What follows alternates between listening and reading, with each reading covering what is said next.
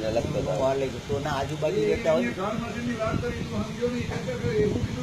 ના આપણે આ 2 કલાક ઉભું રહેવામાં રાડ્યો પડી ગયા 2 કલાક ઉભું રહેવામાં રાડ પડી ગયા કે મારે કામ છે ને ફલાણું ઢીકણું તો ઓલા યુવાનો આપણા દેશ હાટું મરે રહ્યા 24 કલાક ખડીએ પગે ઉભા રહે આંખમાં ઢણકું નથી લેતા તો આ 2 ખાટું તો 5 દી આપણે અહીં ઉભું રહેવું પડે